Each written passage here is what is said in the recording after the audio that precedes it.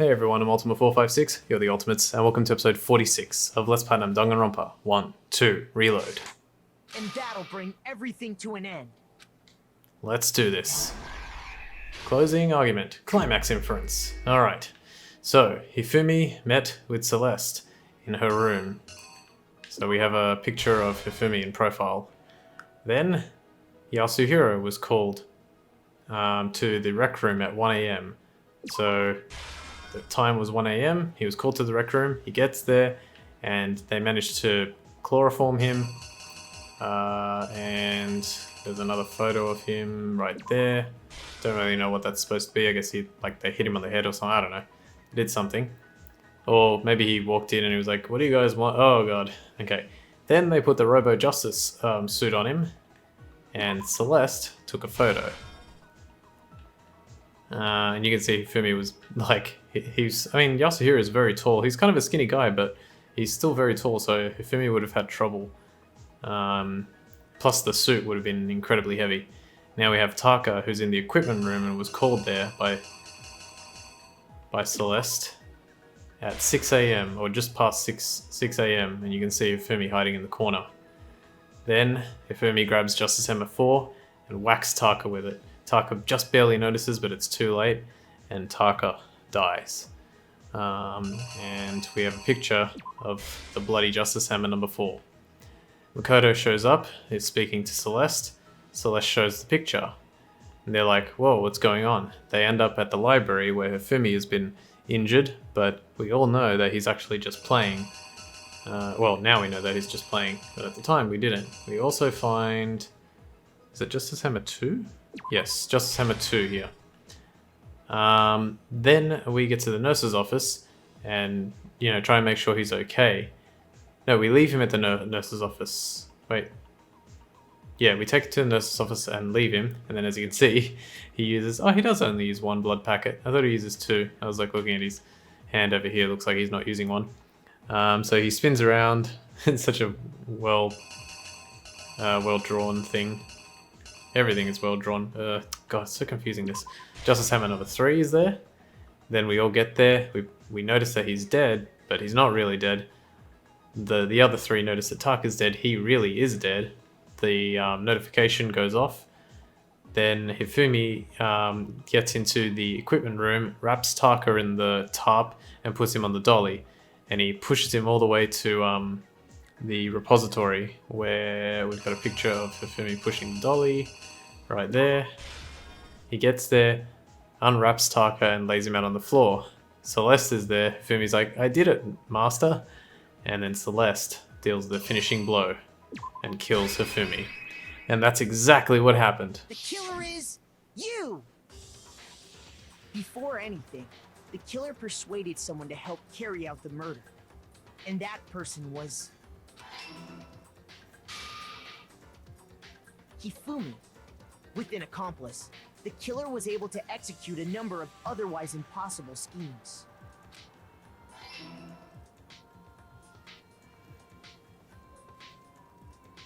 First, they convinced someone to meet them in the rec room last night at 1 in the morning. That someone they met with was Hiro. The murderous duo intended to pass Hiro off as the prime suspect. So when they met up with him, they drugged him, knocked him out, and stuffed him into the Robo Justice suit. Next, Hifumi positioned himself to make it look like Robo Justice was attacking him, while the killer used a digital camera to take pictures of the assault. They did all this just to create evidence that would put the suspicion on Hiro. When they were done with him, they shoved him, still unconscious, into the pool room locker. I don't know how they managed to get him there, but... then finally, at 6 AM, they moved into the murder phase of their plan. They called Taka to the equipment room.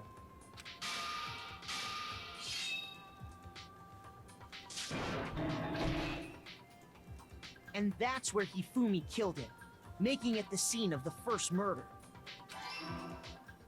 The murder weapon was Justice Hammer 4, which was left there in the equipment room. The reason hammer number 4 was used was to create confusion about the order of the crimes. So, next they falsified 2 more assault incidents. For these attacks, the killers pretended to be the victims to solidify Robo Justice as the suspect. The first fake incident was the attack in the rec room. There, the killers wanted us to see Justice Hammer 1 and the Robo Justice pictures they'd taken. They wanted to make sure we bought the surprise attack story. The second fake incident was the attack in the library. This time, they planted Justice Hammer 2 and an injured Hifumi to sell us that story. With these 2 incidents, the killers were able to create a certain preconception in our minds that the suspect was increasing the size of the hammers and attacking people in order as they did. We fell right into their trap and started looking for the suspect based on that. But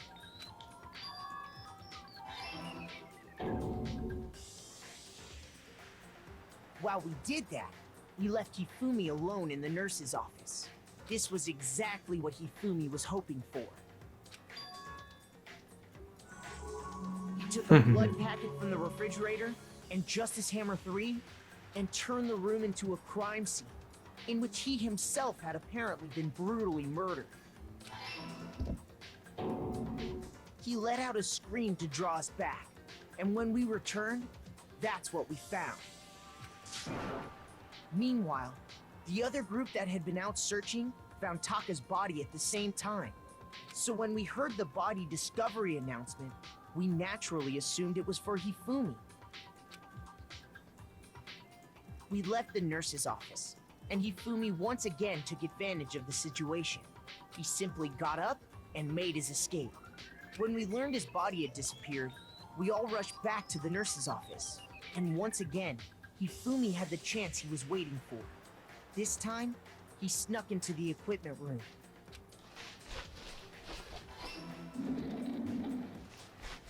He wrapped Taka's body in a tarp and used the dolly to move it all the way down to the repository. That explains how each of the bodies disappeared. But even Hifumi didn't know what the true killer had in mind for their final act. Their plan all along was to kill Hifumi and get rid of the one person who could betray them. And they did it using an ordinary, everyday hammer from the repository. That should cover everything that happened in this case. And the villain behind it all is...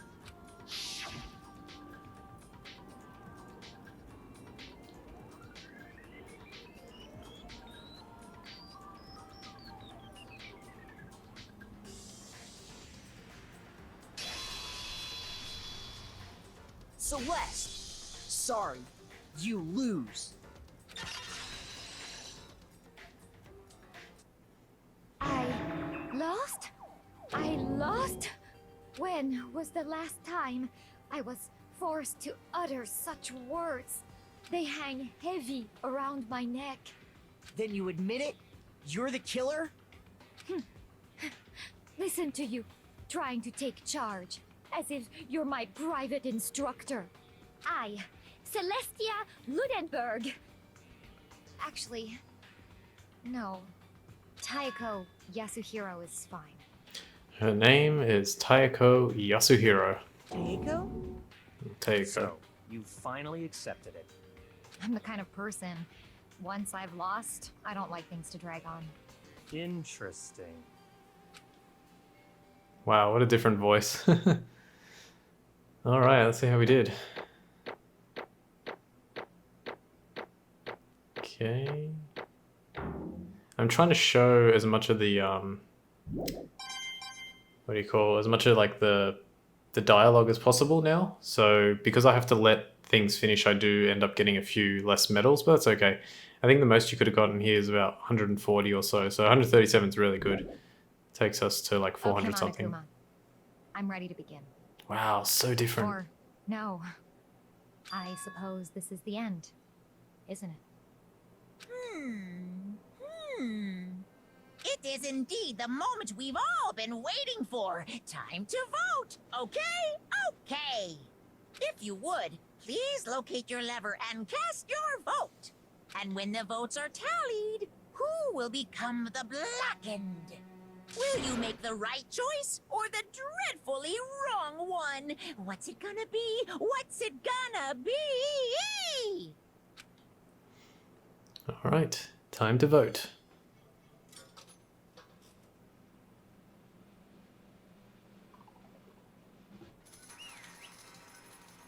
Tayako Yasuhiro.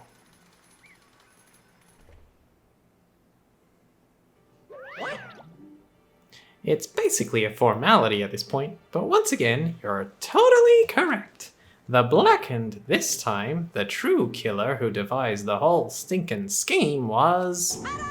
Celestia Ludenberg, or more precisely, Tayako Yasuhiro. Honestly, I lost. Well, that sucks. I guess trying to work with someone else was a mistake after all. Hifumi's ineptitude was beyond all my calculations. I knew it. So, you really did approach Hifumi with this plan. And how did you get him to agree? I can't imagine he would have happily agreed to commit murder. I'm sure she relied on her specialty. Lying. My specialty? Don't make me laugh. I didn't have to lie to get him to agree. So then, Then, did you use... you know... I knew you'd figure it out, Kyoko. You're absolutely right. To get Hifumi to act as my accomplice, I used her. For everyone who's still left, I'll avoid mentioning it by name, even though we talked about it earlier. But it was the one thing Hifumi and Taka were both super into. Does she mean... is she talking about alter ego? Say what? What? What? What are you talking about? just a second. Don't interrupt. We're in the middle of a very important conversation here. I'm totally out of the loop as usual. How sad. Monokuma, you have like a billion cameras. You can't be out of the loop. Then you're the one that stole it. indeed. That's right. I see.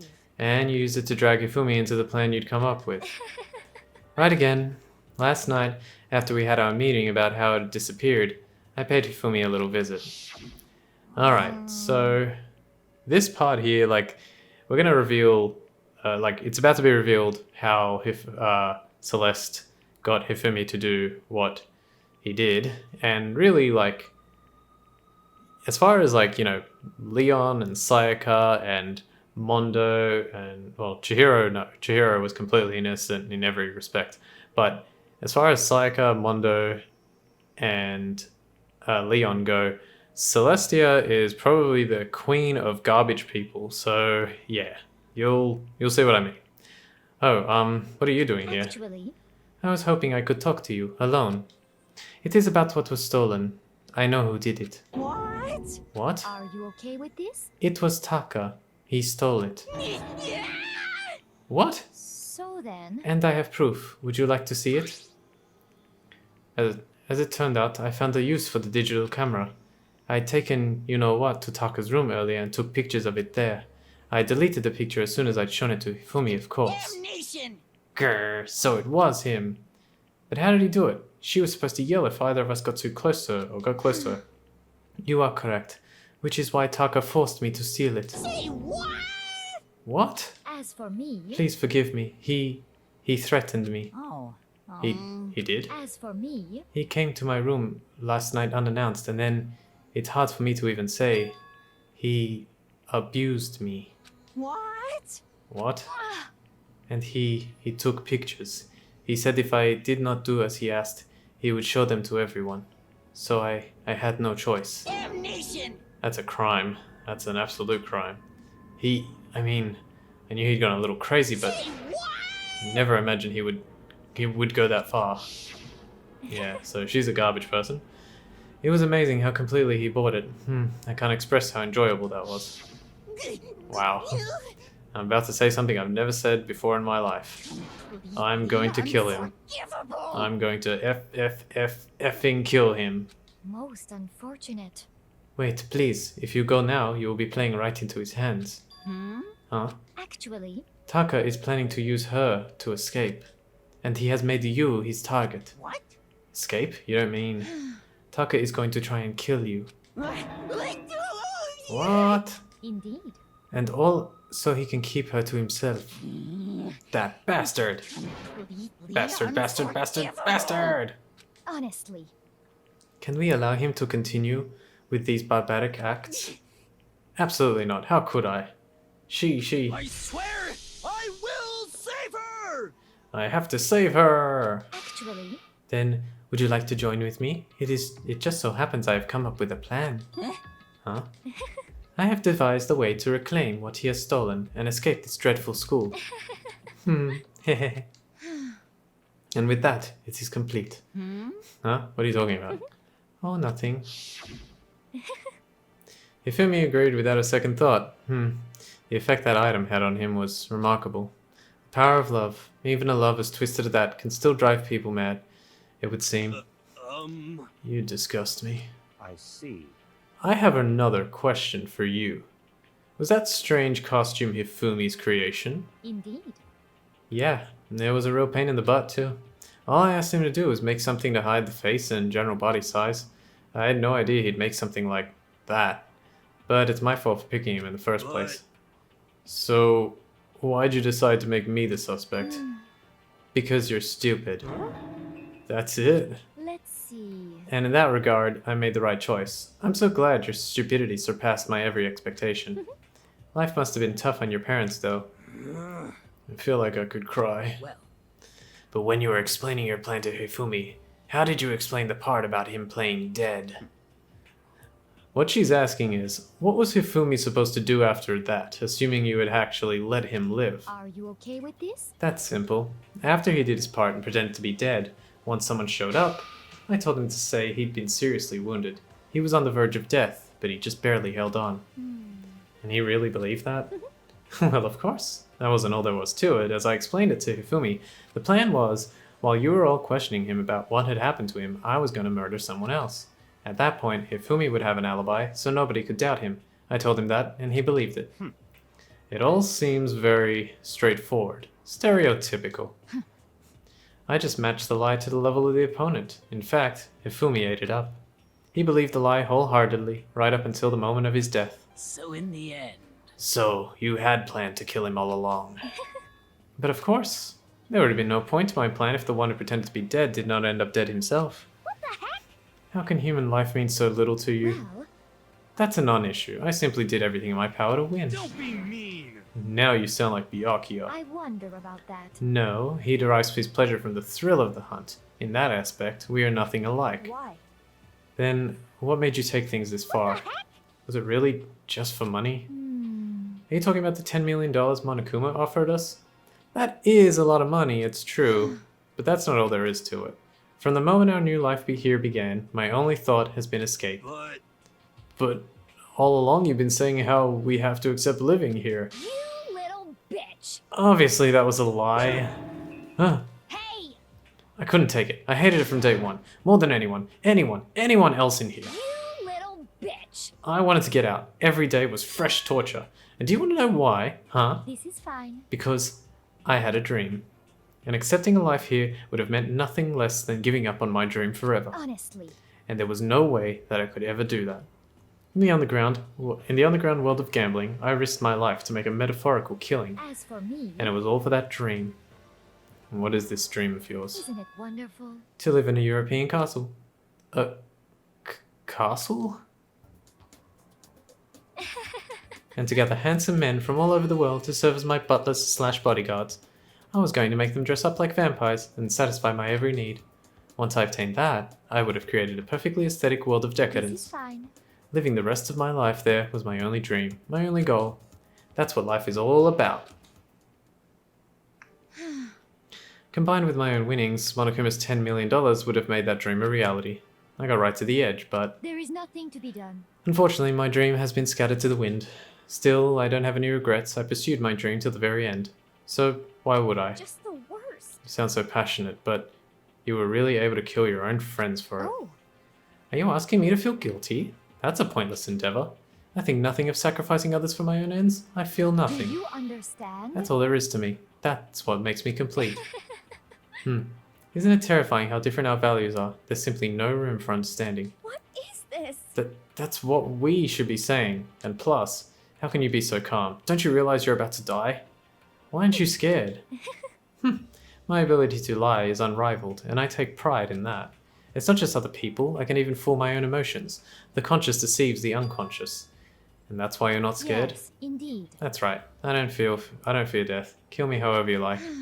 But you know, if I could be reincarnated, if I had a choice, then Isn't it wonderful? I think I would like to come back as Marie Antoinette. Hey. You just get executed again. Wow, history buff here. No, he just heard Killer Queen a lot. Celeste smiled then, and when she did, it looked to me like a poor effort to force it. She claimed she could fool her own feelings. That statement itself must have been her final lie, and that weak, fake smile is what betrayed her. Thrills, chills, kills! You all done? Okay, then let's get rolling. The Blackened disturb the peace and must pay the price. Now then, I prepared a very special punishment. For her, the ultimate gambler. Let's give it everything we've got. It's punishment time! It's punishment time next time. Sorry, guys. I do want to thank you for watching episode 46 of Let's Platinum Danganronpa 1-2 Reload. My name's Ultima456, you're the Ultimates, and I'll see you next time.